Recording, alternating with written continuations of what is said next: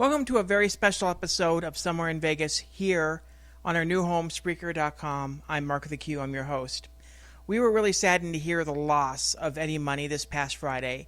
He was battling esophageal cancer for several months, as documented on his reality show, Real Money, on Access TV.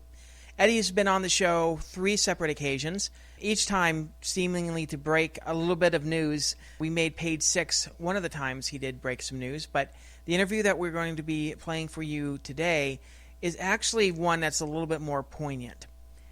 It was 10 years ago Eddie made his second appearance on the show, and he was promoting a new play about his life. One of the major plot points was his overdose of barbiturates and how he recovered from that. We thought that this would be a great way to remember Eddie as he talked a little bit about his life after drugs and alcohol and having the ability to tour and to perform once again. We'll have a couple commercials here real quick, and then we'll get to our interview with Eddie Money. And stick around after the interview, and we will have an announcement about the relaunch of Somewhere in Vegas. Eddie Money, how are you? Hey, Eddie. What's going on? Not much. You've been a busy guy. Boy, I've been really busy. I just pulled off 5 shows in 3 days, and I'm working on this play. I'm living on Tums and cigarettes, I'm telling you. Yeah, exactly. This we were talking a little bit about this play when you were on the show a couple months ago. Yeah, it's coming around now. I liked it better when it was a discussion at the coffee table. Now it's a real job, but I think the script is good. I moved everything back 2 years, so it's like a Godspell or a hair. It takes place in a very colorful time in American history and also a tragic time. It takes place when my brother was in Vietnam in 1968, and I quit the police department. My father was patrolman of the year. He was very disappointed. Then I moved out to California, got a record deal, really screwed up, and and of course I married Laurie and straightened my life out. It's got a really happy ending. It's kind of a little on the campy side because it's Broadway, but it's fun, you know. And you have 8 new songs in this musical, right? Excuse me, ma'am? You have 8 new songs in this musical. Yes, I do a song called No More Goodbyes. I was working with a lady named Judy Davis out in California, and she was very, very strict. I mean, I had to lay down in front of her Cadillac to get her to take me on. And she taught like Barbra Streisand, Vicky Carr, Sammy Davis Jr., Frank Sinatra, Mel Torme. And she taught me to sing songs like Moonlight in Vermont, where you got to keep your tongue down, and Embraceable You. And there was this one guy that was taking care of her when she was really getting on in age. His name was Rico Benedetta, and he started helping me write Broadway type of tunes. And actually, growing up in Levittown, you know, my parents would go see Damn Yankees or Carousel or Happy Fellow and come home, and me and my little sisters would act out the play. You know, we'd don't put that on the controller. I remember the RCA records.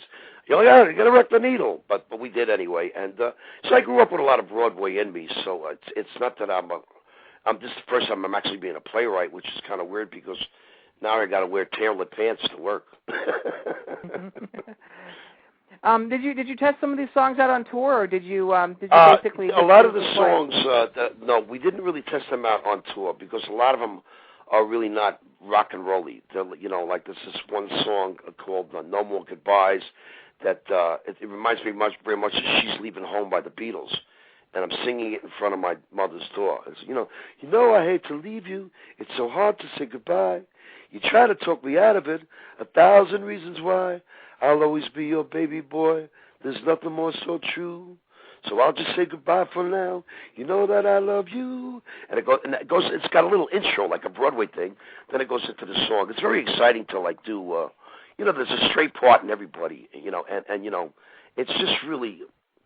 The songs are very flowing and very meaningful. And the song is dedicated to the love that I had for my parents and how crazy I drove them. And growing up on Long Island with my sisters and my friends, my first band, the Grapes of Wrath, I went to see Jersey Boys. And I met Frankie Valli in Los Angeles because we were doing a TV show together. And when you do a TV show in L.A., it takes 2 or 3 days, unfortunately. So I got to meet Frankie and I saw Jersey Boys. And in the play, he loses his daughter, which is very tragic, to have your kid die before you. And it really affected me because I had a major drug overdose, this thing called phenitol. I thought I was snorting blow when it turned out to be a bathtub barbiturate, and I had been drinking. And I killed the sciatic nerve in my left leg and blew out my kidneys. and I couldn't walk for a year, and I wrote this big hit record, 3 million records, called No Control, telling kids, hey, you don't have to be rich and famous. This can happen to anybody. You can drive your car off a bridge. You could take something you don't know what you're taking. And believe me, it really affected my life. My mother came out and took care of me. Bill Graham stuck by my side, and really a lot of people helped me back with a major comeback. Then I went on the road with the Rolling Stones. I played with the Who at the Silver Dome. I was on the road with Fleetwood Macs. I was on the road with Steve Miller. Everybody. I sold 37 million records. I should have saved the money. Who knew, huh? How did this musical come about? I was writing the script because I just wanted to. Then I went online and I learned how to write a script. And I have songs like "Want to Be a Rock and Roll Star," and then I started writing songs for the play, and it just started getting better and better. And I kept working harder and harder on the script. And what I did is I moved everything back 10 years. I had a drug overdose, I think, in '80, but I moved everything back to 1968 because. I didn't want to really include. I wanted to start out. The real love of my life was not my first wife. We were both chemically dependent on things. It was a bad marriage. But my second wife, Lori, my love that I have for her and my kids, and for my sisters, and in memory of my parents. This is. I wouldn't have to say this is my swan song, but I'm 60 years old. I mean, how much? I'm not going to be doing this 20 years. I hope. I don't really know, but. I know it's a lot of fun, and it just progresses my love and my attitude toward growing up in Long Island. I think Long Island people are the hardest working people in the world. They're the kind of people that don't curse in restaurants. I mean, there's something to be said about, the bedroom in New York City. These are wonderful people. And what do you think about the cast that you have for the musical? The cast is pretty good. I mean, if I was acting every role, I would have thought it would be better because that's how I am. But I got a kid named Jesse Kinch, who's a guitar player, and he gets to date all the cheerleaders in high school without being on the football team because he's in a rock band. Well, he's going to the same high school that I went to, Island Trees, and then I have the girl that's playing my wife, Lori, is also an Island Trees graduate. Now she's going to Hofstra. And the play is being directed by John Blenn from Five Towns Colleges, and he's got about 56 plays under his belt. But this is his first musical, and he's a great guy, and also a Long Island guy. His father was a cop. My father was a cop. We have a lot in common, and we're getting along great. And he's kind of like the Rock of Gibraltar for me because I just, I get really crazy going, this ain't going to work, that ain't going to work. Just calm down, relax, huh? But things are going well. I'm just, putting on a play for me, I'm a nervous wreck. I'm telling you the truth. If it was like 2 Tickets to Paradise, Baby Hold On, I had 26 songs in the top 100. I stay sober for my shows. Everybody loves it. I shake a lot of hands. I have to work. I sign T-shirts for my kids, the Elizabeth Glazier Pediatric AIDS Foundation. And I got to tell you, due to the advancement in medicine, these kids are doing a lot better than they were 5 years ago. I go to the hospitals 5-6 years ago, and the next thing I know, I get a sympathy card in the mail from their parents. It's terrible. But now things are looking a lot better for these kids, and I'm doing everything I can. They're born with this devastating disease. They never shot anything intravenously. They never had promiscuous sex with anybody, and, you got to give these kids a break, Yeah, and I think that being on in a kind of a smaller stage, a 500 kind of foot stage versus being on Broadway or maybe when they close Spamalot up and they close Young Frankenstein on Broadway, I don't really want to take this thing to Broadway. Rick Springfield's a good friend of mine, and so is David Cassidy, and they had a show called Joseph's Magic Coat, and they took it all over the country, and with a small cast and really not that much props and things like that. And if you look at Jersey Boys, I took my director to see Jersey Boys because there's really not a lot of props, and the actors actually move the tables and the chairs. It's really neat. It's not like a big. If you think of Jersey Boys, it's not really a big, extravagant production, but it's got a wonderful message, and who doesn't love the Four Seasons?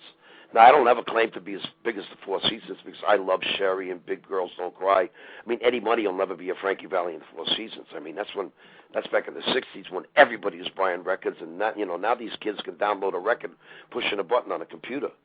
I mean, I remember when there was 74 people on a floor at Columbia Records. I go to Columbia Records, there's 74 people in the building. It's tragic. I'm glad I made my records while my career was happening when people were buying records and not downloading everything for free. My daughter is very talented. She's been on Regis and Kelly with me. She was on Rock the Cradle. She writes her own songs. But, I mean, she wants to be in this business. It's a completely different world. But then again, I don't know. Maybe they'll buy her stuff off iPod. Well, yeah. Well, she has actually three of her new singles are actually out on her MySpace page. I checked that out this She's evening. a great little vocalist. I got to tell you, and my guitar player writes great stuff for her. And but she's a little con artist too. She's like right now she's an understudy to play my wife, and she's out in California. Because her boyfriend's in the Coast Guard. They've been together since high school, so she doesn't want to leave him alone anywhere for some strange reason. I know he would never cheat on her, but she's neurotic. What are you going to do? She's a Mahoney. And is she going out on tour with you this summer? Yeah, she'll be out with me all summer, and she's always asking me for a raise. It's incredible, It's like the apple don't fall from the tree. On New Year's Eve, she wasn't even driving the car, and she got a DUI, unfortunately. So now I got a $600 Audi sitting in my driveway with nobody behind the wheel, I tell you, I've got 5 kids. The only car in the driveway that's paid for is mine. Well, I mean, here I am bitching like a father. I'm a father. You're not just talking to a playwright here. You're getting into the family stuff. I'm gonna bitch. I'm sorry. Yeah, well, I mean, she's going to hopefully make her own money coming up. Hopefully, this new album is going to get some money in her pocket as well. She's working with Richie Zito, and believe it or not, I think she turned. She was for some reason the family's friends with Jamie Foxx. He's a great guy, and this and like Will Smith and Lionel Richie's kid. Everybody they all go to this. Call it Celebrity High, which I don't know. It's I think the tuition alone is like $1,800 a month. But the kids are good in a good education. It's called Oaks Christian out there, and I do want to have my children to have a little bit of a religious background.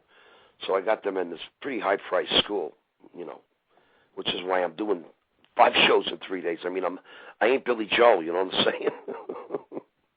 Yeah. Your press release says you're probably one of the hardest working men in show business now that James Brown is dead. So I don't go that. I used to love James Brown. Then I talked to my wife. She says, "You call that work? You're on this, you're on there singing for an hour and a half a night. That ain't work." My brother runs a security job, and she tells me about everybody that really does work. Then I got my brother-in-law living upstairs. He tells me the same thing. You call that work? But I tell you, man, you get up there and you do a show for an hour and a half. Then you got to warm up the band, and then I do big meet and greets. I mean, 600 girls in black dresses and pearls that are half toasted, with their husbands ready to kill me for taking pictures of them. It's a crazy world out there, I'm telling you. But I got a lot of great fans, and it's just wonderful. I thank the big guy upstairs every day, and this play to me, it's all about my mother. It's all about the love I have for Long Island. All about that love for my kids. Not so much my kids, my little sisters when I was growing up. Because I left the police department. My father was patrolman of the year, and I was growing my hair long, and he was flipping out. But my band was telling me, "Hey, what are you, Perry Como? If you're going to be in a rock band," and then the band moved to California. And then I just decided one day to just pack up and leave for California. And when I left for California, my brother was lost in the DMZ zone on Monkey Mountain during the 10 Offensive. So, my parents went through a lot of changes. I really got to tell you. I really didn't mean to do that to them, but, I feel guilty about that. But I became a rock star. They were happy. I took my father to Rome. He was blessed by the Pope, We got somebody in the chat room that was saying that we all can relate to parent issues. He was really great with the kids at the play. One of the moms of, I guess, one of the actors in the play is listening in. So she's saying that you've done a great job with the kids on the play. Oh, the kids are great. I got KJ Dance Theater, and she's just amazing. Karen, she's down there, and the children are great, and the dancers are amazing. And the cast I have is for, a Long Island cast. It's my first cast. I don't know if I'm even going to put this play anywhere else, to tell you the truth. But, I did it, and, if my family sees it, it's just a play. This play is out of love. It's out of love for my wife, my friends, my first band. My first band dissolved, the Grapes of Wrath, and I'm the only one that became famous. My lead guitar player right now works for a cab company at night doing cabs. my drummer now is on his second marriage. He's a karate instructor in Florida. The bass player now